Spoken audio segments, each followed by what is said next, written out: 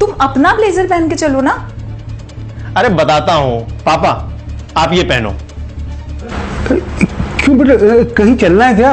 अरे आप पहले पहनो तो सही।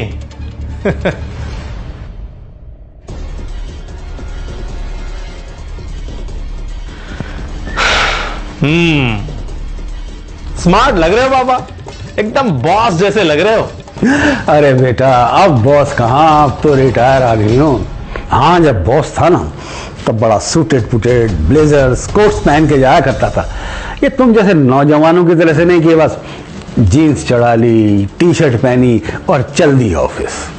बेटा, ऑफिस जाओ ना तो ऑफिस की ड्रेस में ही जाओ, उससे एक अलग लेवल का कॉन्फिडेंस बना रहता है। एकदम सही बात पापा। अब आज के बाद आप इसी ड्रेस में ब्लेजर पहन के ऑफिस जाएंगे। ऑफिस? मतलब कि तेरे ऑफिस में मैं अब नौकरी करूंगा? पहेलियां क्यों बुझा रहे हो गुड्डू? साफ साफ बताओ ना क्या है। कंफ्यूज करके रखा है पापा को भी और मुझे भी। बताता हूं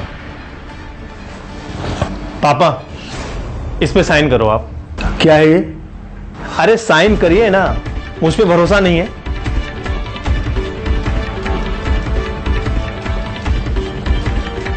करिए।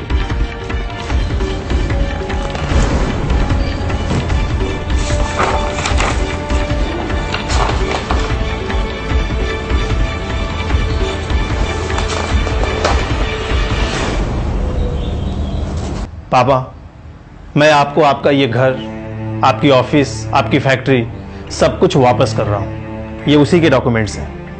क्या बेटा, मतलब तू कहीं जा रहा है? तू मेरे साथ नहीं रहेगा? मुझसे कोई गलती हुई क्या बेटा? हाँ पापा, आपसे गलती हुई है और बहुत बड़ी गलती हुई है।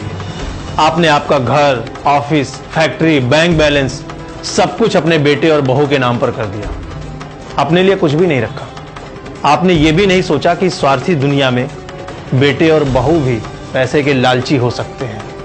जब आपके पास कुछ भी नहीं रहेगा तब वो आपका ख्याल नहीं रखेंगे। खुद तो खाएंगे मटर पनीर और आपके लिए रहेगा कद्दू की सब्जी और सूखी सूखी रोटी। अरे सपना, वो मेरी टेबल पे एक पिंक कलर की फाइल रखी है, जरा दे दो तुम। मिस्टर मेहता की फाइल है, बहुत इंपॉर्टेंट है, मैं भूल गया था।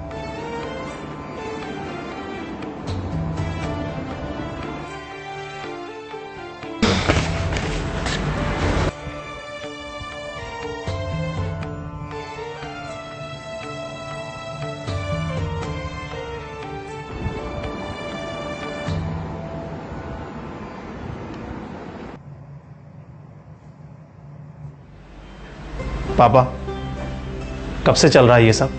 अरे छोड़ ना बेटा, अब इन छोटी छोटी बातों की तरफ ध्यान दूंगा तो मेरी आगे की जिंदगी और खराब हो जाएगी। नहीं पापा, आज के बाद आपकी जिंदगी और बेहतर होगी। आज के बाद आप वापस इस घर के, फैक्ट्री के, कंपनी के बॉस होंगे और मैं आपकी कंपनी में एक जूनियर मैनेजर की हैसियत से नौकरी करूंगा, सीनियर मैनेजर की हैसियत से नहीं। क्योंकि मिस्टर सिंह जो हमारी कंपनी के सीनियर मैनेजर हैं वो बहुत काबिल आदमी है और अगर किसी को उसकी काबिलियत और औकात से ज़्यादा मिल जाए तो अपनी औकात दिखाने लगता है। आज के बाद हर चीज़ पर आपका ही अधिकार होगा। जो आप हमारे लिए डिसाइड करेंगे हमको वो मानना पड़ेगा और जिसको उसे मानने में प्रॉब्लम है वो अपना कुछ इंतज़ाम कर सकता है। बहू, मुझे माफ कर दीजिए पापा। पता नहीं कैसे मैं आपके साथ इतना मिसबिहेव करती रही। अब चुपचाप सब कुछ सहते रहे पापा, बिना कुछ कहे। हो सके तो मुझे माफ कर दो।